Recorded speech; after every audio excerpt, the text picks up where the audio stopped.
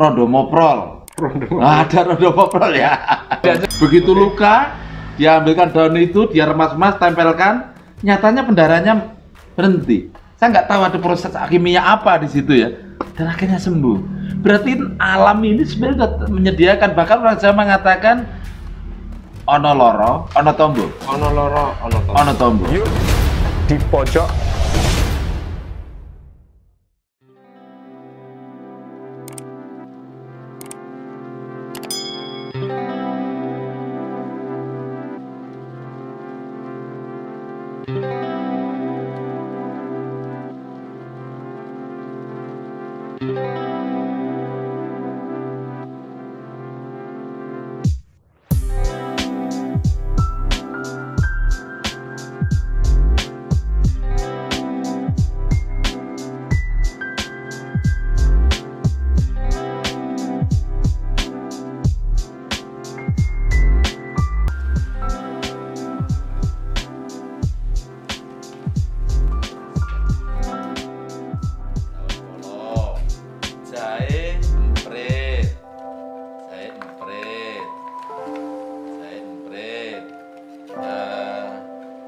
Kemudian ini kapulaga, ini cabai, nah, ini bunga lintang atau buah lintang, bumbu soto penyegar. Kemudian ini lada hitam, kemudian ini secang yang sudah dilembut. Nah, ini racian 1 kali minum 1 gelas besar. 1 kali minum 1 gelas besar.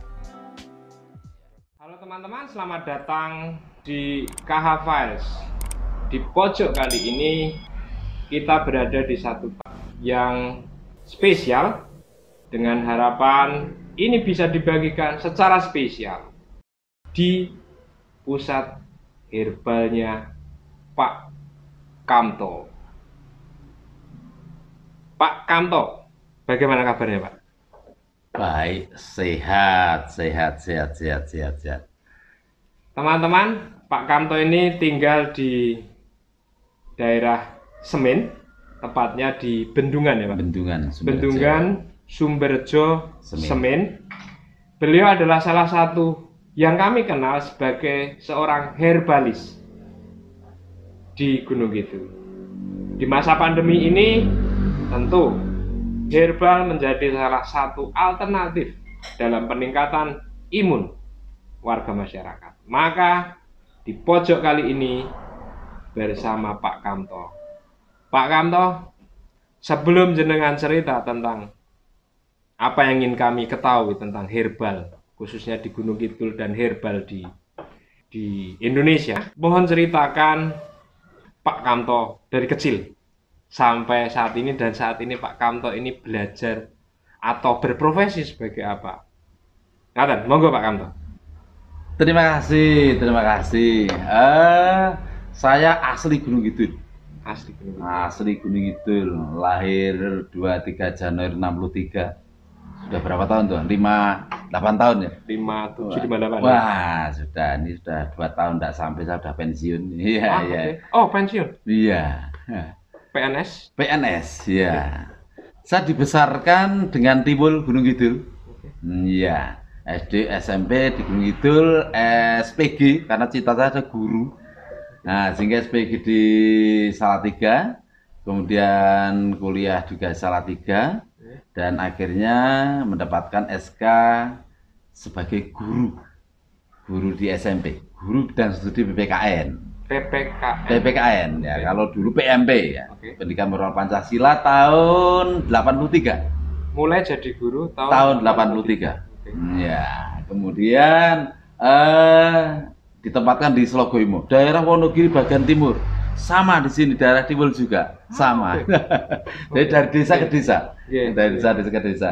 Demi mencerdaskan anak bangsa. Iya. Waktu itu memang guru luar biasa, dibutuhkan dengan banyaknya impres waktu dia SMP banyak sekali, Saya ditempatkan 90 kilo dari sini. Tak laju terus gitu. Wah, tubuhnya fit-fit saja waktu itu ya. Kemudian 17 tahun di sana saya pindah ke mendekat sini, wilayah Manyaran. Manyaran ya, Manyaran kiri. Nah, sebelum itu tahun 96 saya tertarik dengan pertanian organik. Pertanian organik. Pertanian organik itu apa? Wah, saya tertarik sekali. Sehingga saya harus kursus pertanian ya, kursus pertanian bersama panding-panding. Di sela-sela mengajar. Ya. Karena waktu itu kan mengajar kelasnya belum banyak. Nah, PPKN hanya 2 jam. Sehingga kalau 9 kelas hanya 18 jam. Sehingga ada waktu longgar untuk memperkaya diri gitu. Dalam arti memperkaya ilmu. Saya belajar pertanian organik ke Salatiga dan ke orang-orang yang waktu itu berkomitmen untuk pertanian, yaitu LSM waktu itu. LSM. Lembaga Sosial Abdi Masyarakat. Ada di Solo. Iya. Abdi Masyarakat. Iya. Nah, waktu itu saya baru tahu bahwa yang namanya LSM waktu itu memang berperan benar-benar untuk rakyat, gitu loh. Nggak ada apa ya, waktu itu kok saya mikir nggak ada uangnya gitu ya. Tapi senang terus bersama dengan masyarakat. Ketika sudah berlatih tentang bagaimana mengolah tanah secara organik, panen padi organik, jagung organik, semua organik, masih sehat. Pernah mengalami itu? Pernah mengalami, dan sekarang kan dilanjutkan di Karanganyar, Boyolali, Sragen, sampai sekarang masih. Kalau saya hadir di sana masih jadi bapaknya mereka. Kalau di Gunung Kidul sendiri, apakah jenengan juga mempraktikkan? Sudah ya, saya punya di sini ya. Dulu saya punya yayasan namanya Sumber Asri. Sumber Sari. Juga ada apa itu dulu punya lembaga Diatani. Iya. Diatani sebenarnya dari data Diaken Tani sebenarnya. Tapi akhirnya dimudahkan menjadi Diatani.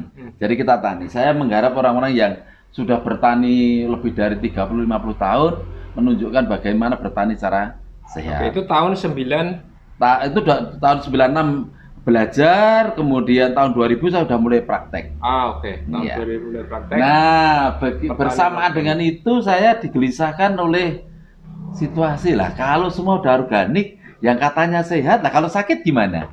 Nah itu, kalau sakit gimana? Nah kalau sakit ya harus organik kan gitu.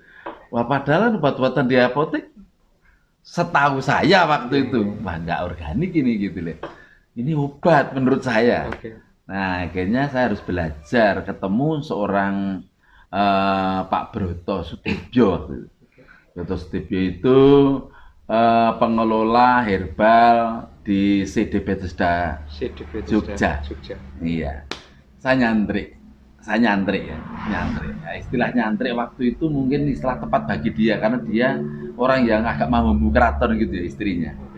Ya, dia sebenarnya orang Chinese tapi keraton Jogja gitu. Nah, akhirnya saya nyantri, nyantri saya ikut gitu. Kalau suruh ikut 5 hari ya 5 hari, sehari ya sehari, berhari-hari ya berhari-hari. Jadi saya kalau sore pasti lari dia, kalau tidak dia ke sini. Nah, itu di sela-sela tugas itu, ya.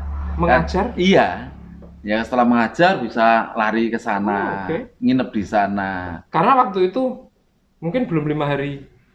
Ya 6 hari kerja dan ngajarnya kan saya hanya 18 jam. Berarti masih banyak waktu. Masih banyak waktu longgar, sehingga selain organik, saya akhirnya belajar herbal itu dan Mbah Broto saya tidak tahu mengatakan, kowe iso herbal ya? Kowe sudah tukang jamu. Saya nggak berpikir tukang jamu seperti apa. Sehingga dia ajak bagaimana menanya pasien, bagaimana mengenali tanaman ini. Kamu harus hafal minimal 400 tanaman. Syukur nama latinnya. Nah, saya belajar setiap hari dari buku-buku. Banyak sekali buku yang dia berikan kepada saya ya. Buku-buku berbahasa Cina dia terjemahkan, saya baca satu persatu. Begitu. Kemudian saya baru tahu ternyata meracik jamu itu ada apa ya istilahnya? Pokoknya ada bahan induknya. Ada ilmu induknya. Ada induknya ini. Nah, kemudian baru dikembangkan ke sayap-sayapnya. Kalau motor itu motornya ini, modifikasinya buat sendiri gitu. Lah berangkat dari situ ketika saya sudah dipercaya untuk mendengarkan dia wawancara dengan pasien, dah buatkan jamu nih, tak racikkan, ini mbak ini, oh betul. Terus dipercaya betul-betul, akhirnya dilepas, oh kamu udah bisa. Sebentar, Iya. saya jadi membayangkan seperti di film-film kungfu, film-film Betul, ini. betul persis, jenengan lakukan? persis seperti itu, persis. Ya, ada yang kan waktu itu belum ada blender, Pak.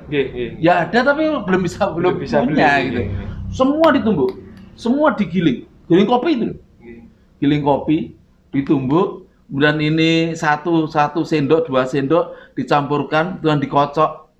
Setelah dikocok kemudian diberikan aturannya segini dan sebagainya. Ya, saya ya itu yang saya baru tahu. Oh ini namanya peracik seperti ini ya. Meracik itu ternyata mengumpulkan berbagai gitu deh, berbagai gitu deh. Contohnya begini, hanya contoh ya.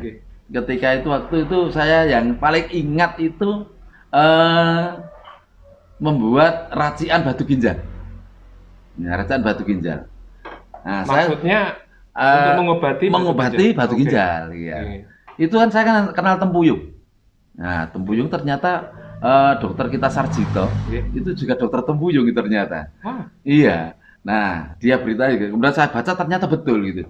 Tempuyung itu ternyata bisa menghancurkan batu ginjal.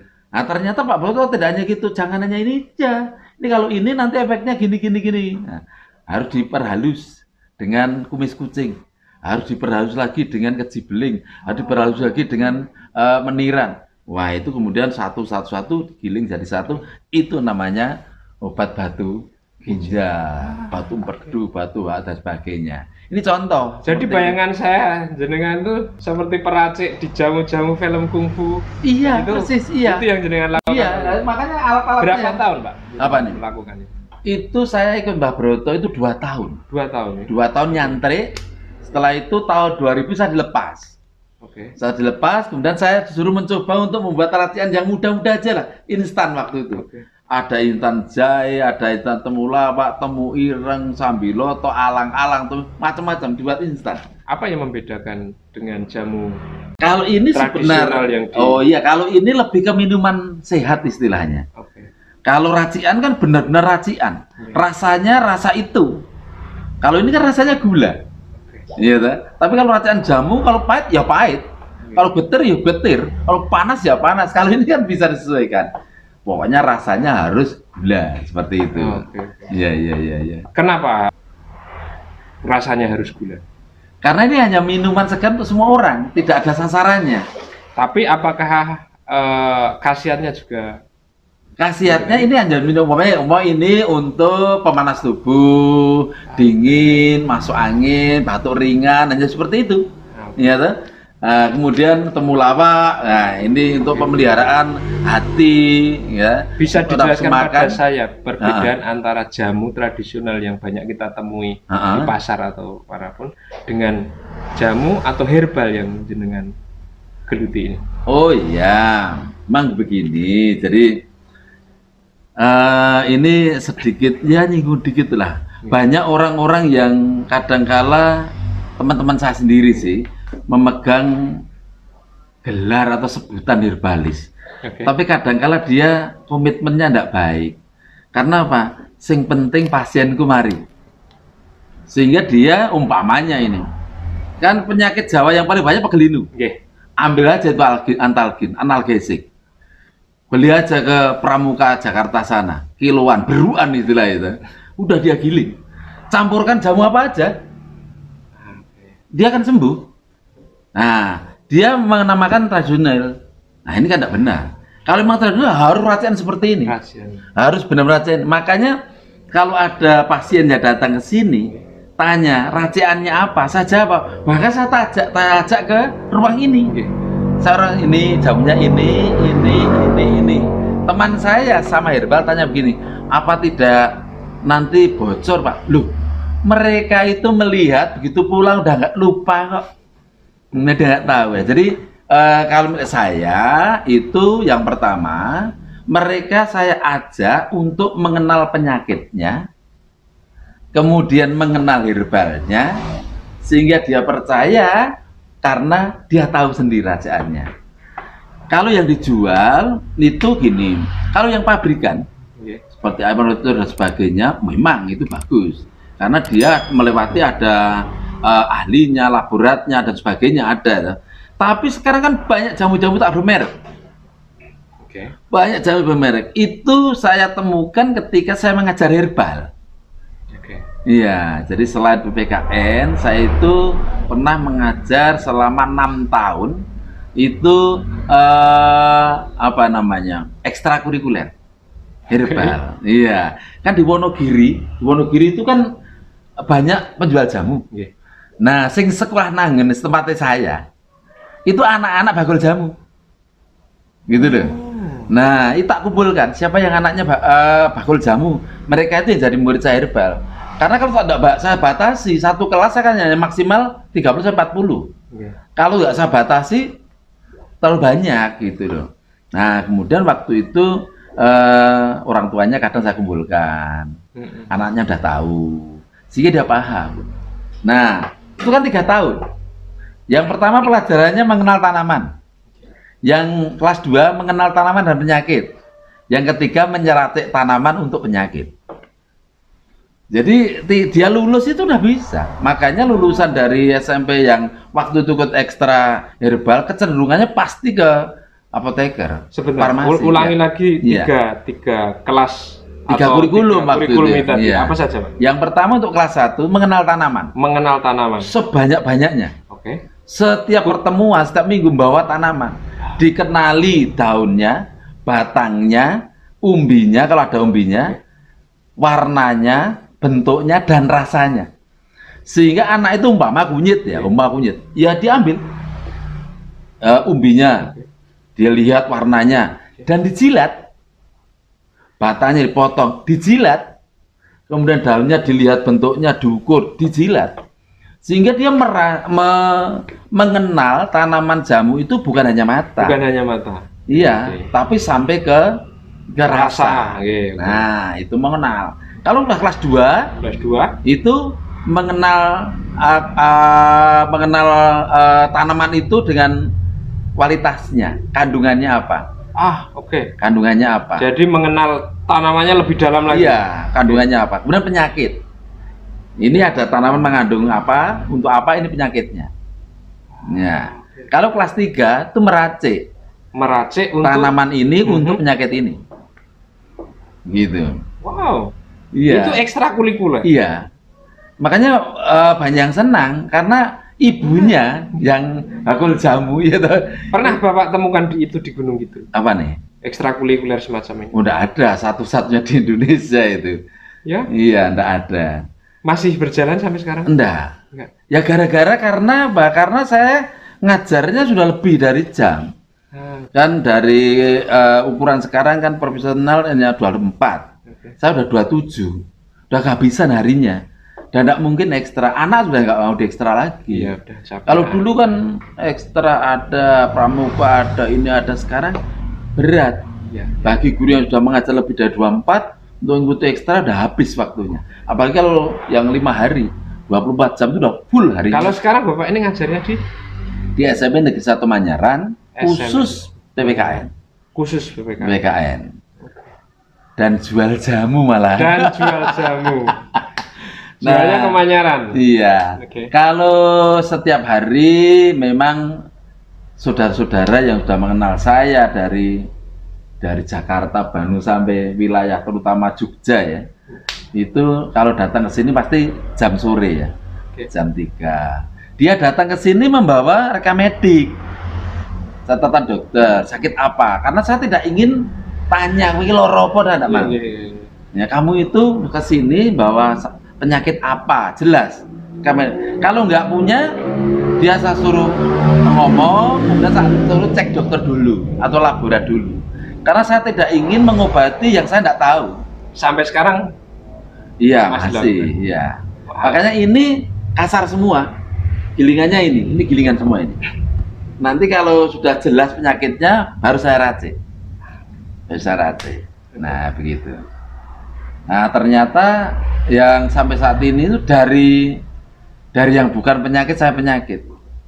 Dari yang bukan penyakit saya penyakit. Lah kalau umpamanya, Pak, saya kesini sudah 3-4 tahun menikah belum punya anak, kan bukan penyakit itu. Itu masalah mungkin ya. Nah, Pak Kamtono, iya. ngomong-ngomong, Iya. ini yang disediakan buat saya ini apa ini Pak Kamtono? Oh, ini perpaduan antara jahe, temulawak dan kunyit. Jahe, temulawak dan Kunyit. Ya, JKT. JKT 48. Salam JKT 48 di Gunung Kidul. JKT ternyata menjadi nama minuman segar. Iya. Sebutnya minuman segar ya, Pak? Minuman segar. Jadi bukan jamu, walaupun memang punya efek untuk untuk stamina. Bagus ya. Cara saya dulu. Iya. Tapi kan nggak punya sasaran ini. Oke, yang jelas ini akan menjadi asing bagi beberapa teman-teman muda yang terbiasa minum stroberi. Iya, betul kan, Pak? Iya, betul. Yang biasa minum coklat. Mungkin Pak Kamtono, saya pengen Bapak menceritakan tentang perbendaharaan rasa itu tadi, Pak. Iya, Sepertinya menarik untuk pengetahuan teman-teman muda khususnya. Oh iya. Jadi begini, rasa itu sebenarnya kan gaya hidup dan budaya, Pak ya. Gaya hidup dan budaya. Iya.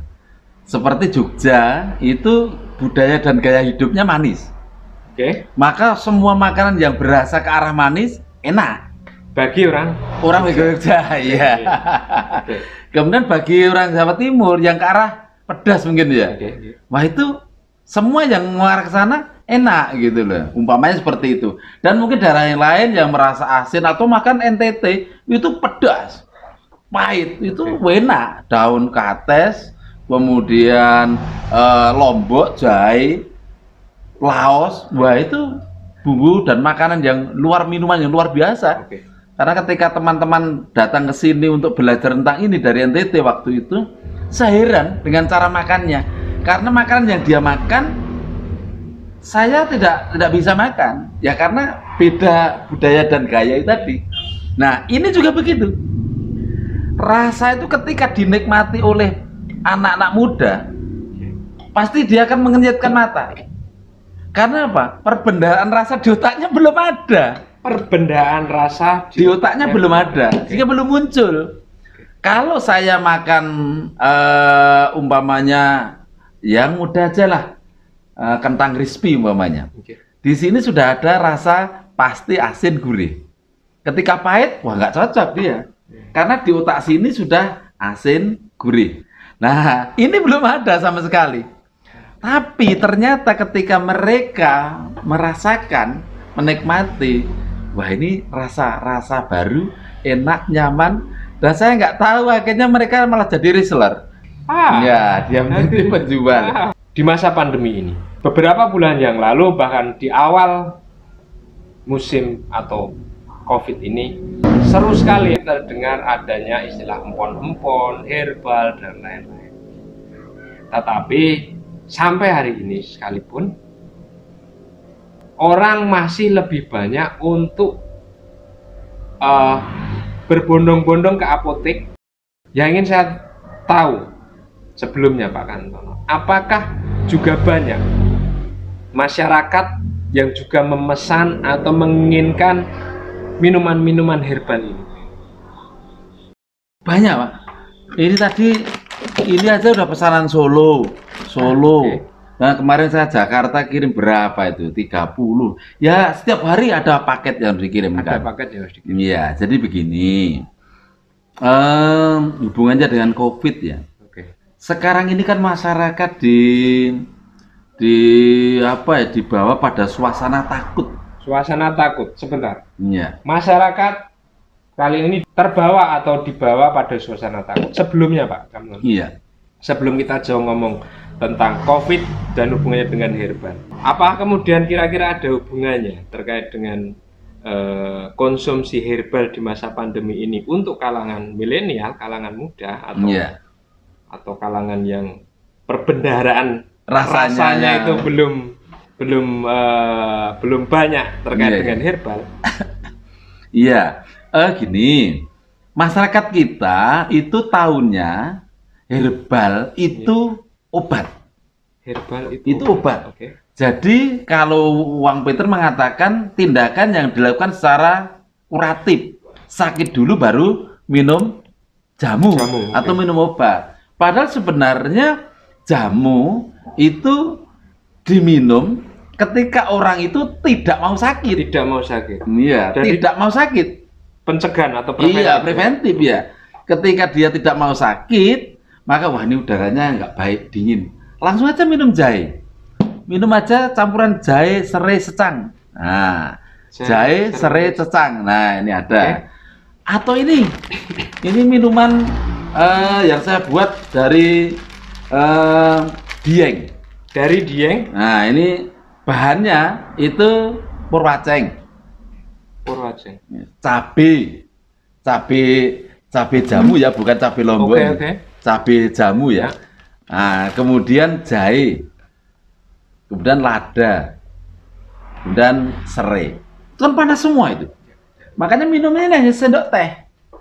Nah, sendok teh, masuk di gelas, kasih air, dah mau manis atau apa. Nanti badannya udah panas. Nah, kondisi badan panas itu, peredaran darahnya menjadi bagus.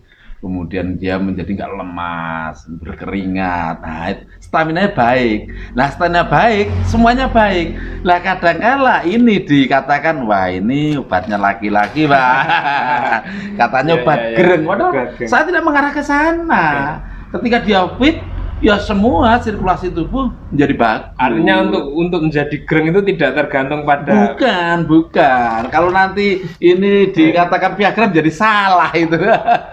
Nah, jadi meningkatkan vitalitas tubuh atau imunnya menjadi bagus. Atau imun menjadi bagus. Nah, kita ke apa yang sedang heboh kali ini. COVID-19 atau corona. Bapak sendiri sebagai seorang herbalis lihatnya bagaimana sih? Begini, sejak dulu ya namanya virus ada. Sejak dulu ya namanya virus. Virus itu bermacam-macam ada, termasuk yang saya namanya. Sambil minum ya, Pak. Oke, yang namanya virus COVID itu kan sebenarnya sejak dulu ada, ya.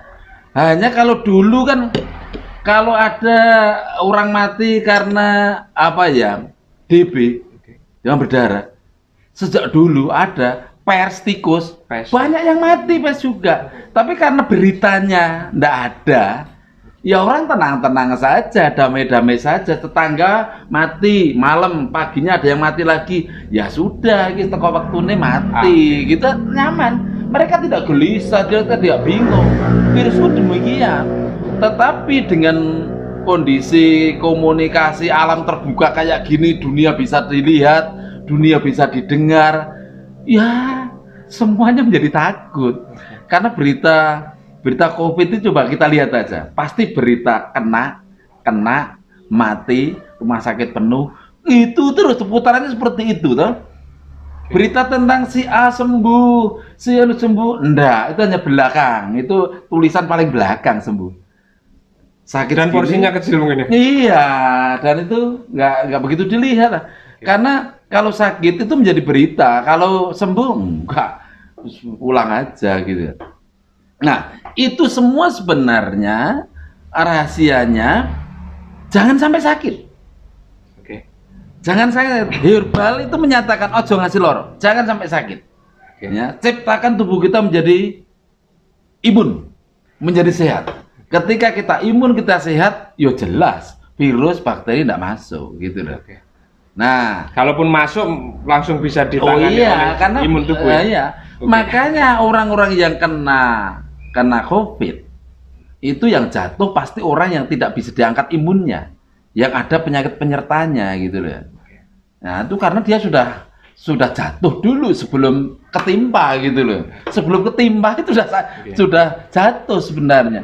Tapi bagi orang-orang yang fit, nyatanya corona juga mental toh. Ketika kita melihat ada satu keluarga yang kena, apa sebenarnya kita nggak berpikir bahwa virus sudah mengenai satu keluarga? Sudah, hanya inkubasinya di setiap orang itu beda-beda. Ini kebal, ini kebal, ini kebal, ini ambruk. Nah, dalam rangka melawan itu, mari herbal di Indonesia ini semua menyiapkan dengan apa ya? Dengan sangat melimpah, sangat banyak, ya, sangat banyak. ya, pemanas, antibodi, anti bakteri. Nah, kemudian masih banyak lagi lainnya. Ada seperti umpamanya ya, bawang, garlic, ya. Kita gepuk pecah des, ya. Kita makan atau kita taruh di minuman, menjadi minuman. Wah, itu sudah meningkatkan stamina tubuh kita. Bawang itu. Ada yang katakan katanya itu antibiotik alami, monggo. Nah, karena setiap orang yang luka-luka minum itu ternyata ada perkembangan sembuhnya. Ini kan namanya pemahaman secara kasat mata ya. Tapi cara milih kita nggak tahu. Sambiloto itu dinyatakan sebagai antibiotik alami, monggo ya. Nyatanya orang-orang yang luka jadi sembuh. Rodomoprol. Ada rodomoprol ya. Begitu luka, diambilkan daun itu, dia remas-remas, tempelkan, nyatanya pendarahannya berhenti. Saya nggak tahu ada proses kimia apa di situ ya. Dan akhirnya sembuh. Berarti alam ini sebenarnya sudah menyediakan. Bahkan orang Jawa mengatakan ono loro, ono tombo. Ono loro, ono tombo. Ono tombo. Orang yang sakit obatnya kesampar kesandung. Artinya ada di lingkungan kita, ada dan tersedia. Tinggal kita memanfaatkannya. Ya, maka saya sebenarnya berharap sejak tahun 2000 saya malang melintang untuk pelatihan jamu. Ya, untuk malang melintang untuk pelatihan jamu. Hanya mengenalkan tanaman kepada masyarakat. Ini tanaman baik untuk tubuh. Ini untuk memelihara ginjalmu, ini untuk memelihara hatimu, itu memelihara ususmu, ini untuk memelihara lambungmu. Sudah ada gitu loh. Ketika jenengan asam lambungnya tinggi ya, itu secara ilmiah ketika asam diberi bahasa mesti garam rampung kan? Ya. Iya, ketika asam kita tinggi des kita ambil garam dan itu ilmiah itu. Tetapi secara tradisional ternyata ada bengkoang. Ya, ada bengkoang yang sudah tersedia kita kunyah sudah menjadi tidak sakit karena logikanya asamnya akan bersama-sama dengan makanan yang kita makan itu akan terserap ke situ gitu. Pak Kamto, iya, tanggapan Anda terkait dengan vaksin, padahal kan Bapak sendiri adalah seorang yang berkeyakinan tentang herbal untuk meningkatkan daya tahan tubuh maupun imunitas. Iya. Terkait dengan vaksin, Pak Kamto. Oh iya. Menurut Pak Kamto, vaksin adalah sebuah karya ilmiah. Vaksin adalah karya ilmiah. Iya, bukan karya tradisional itu. Karena dilakukan dengan penelitian, ya, dengan uji coba. Itu yang saya katakan ilmiah. Ya. Maka tidak ada orang yang bisa membantah tidak secara ilmiah. Tidak ada orang bisa membantah tanpa alasan ilmiah. Tanpa alasan ilmiah. Jadi kalau umpamanya saya mengatakan, itu vaksin itu apa? Itu yo nyatanya setelah vaksin juga masih kena. Nggak bisa. Saya akan dikatakan orang gila. Iya. Bahkan mungkin wah ini Pak Guru yang sudah nggak ilmiah. Malah seperti itu ya. Nah, dunia kita sekarang ini mau tidak mau sudah dibawa kepada suatu keadaan ilmiah. Semuanya menjadi ilmiah. Ya. Jadi kalau dulu ada orang sakit perut, orang desa kemudian makan nyambel bawang sembuh, itu udah ilmiah, ya, itu terapan dia. Nah itu yang harus diteliti gitu loh. Kenapa kok begitu? Ternyata saya melihat pengaruh psikologis itu sangat tinggi. Contoh, di sini dulu ada seorang perawat mantri, namanya Bapak Sutino, Semin. Itu orang yang sakit ke sana antrenya banyak. Tapi ternyata ketika dibawa ke sana baru antre, ya, di halamannya sudah banyak yang sembuh. Yang tadinya panasnya 138 sudah sembuh di situ. Karena apa? Dia sudah melihat Pak Tino itu. Sudah melihat perawat, sudah melihat rumahnya, sudah sembuh. Saya juga begitu, pernah tinggi panas bawa ke sana. Karena saya angan-angan apa? Nanti setelah dibawa ke sana pasti diajak jajan enak. Nah, ini yang saya ambil pelajarannya psikologinya. Jadi ketika orang itu punya semangat tinggi, kepercayaan tinggi, rasa senang yang luar biasa, imunnya tinggi. Apakah secara tidak langsung jenengan mau mengatakan bahwa orang sekarang takut ke rumah sakit karena iya. Sekarang ini akhirnya banyak psikologinya. iya. Sekarang ini banyak orang yang sakit. Okay. Banyak orang yang sakit. Bukan faktor penyakit. Okay. Karena mungkin ilmu yang pernah saya terima mungkin tidak benar seluruhnya. Okay. Sakit itu 50% fisik, okay. 50% psikis. Okay. Ketika psikis ini menduduki kuat, sakit seperti apapun kita masih punya kekuatan 50%. Padahal sakit fisik tidak mungkin 50, paling ya 15, 10. Jadi kesehatan masih 75. Tetapi kalau psikis ini ambrol, ini ikut. Ya. Buktinya orang yang sedih, kecewa, takut, efek yang nyata adalah fisik. Demikian pula ketika ada tetangga kita kena COVID, stres dulu. Tetangga kita ya? Nah, tetangga kita stres. Okay. Bahkan ada berita sekian kena stres. Nah, itu yang menyebabkan imun kita tinggi, rendah. Okay. Bahkan tidak mampu tersenyum. Maka tersenyumlah biar imunnya tinggi. Iya. Pak Kanto, banyak sekali sih sebenarnya yang pengen kita obrolkan. Iya. Tapi nanti kita nggak dolan lagi ke sini. Oh iya. Tapi intinya Pak Kanto, sampaikan harapan-harapan untuk masyarakat Gunung Kidul, Pak Indra, untuk pemerintah Gunung Kidul, termasuk apa yang pernah dilakukan terkait dengan herbal di Gunung Kidul, Pak Kamto. Iya, saudara-saudara, berkali-kali saya katakan bahwa corona memang ada, corona berbahaya. Mengapa? Karena di alam dunia yang sudah banyak polusi, banyak ya hal yang nggak sehat, membuat tubuh kita menjadi nggak sehat. Tubuh kita mudah sekali kena sakit penyakit, termasuk corona. Kemampuan imun kita sudah terganggu, rasa senang kita terganggu, keberanian kita terganggu. Bahkan sampai mau mengkonsumsi herbal saja takut kalau tidak sembuh, bahkan tetap sakit. Oleh sebab itu saya berharap penyakit corona yang ada kita lawan. 1, kita harus senang. 2, kita harus menciptakan imun kita tinggi. Imun kita tinggi banyak cara, ya, dengan makanan sehat, dengan herbal sehat. Kalau imun kita tinggi, pasti dia datang, kita menang. Yang ketiga, apapun alasannya,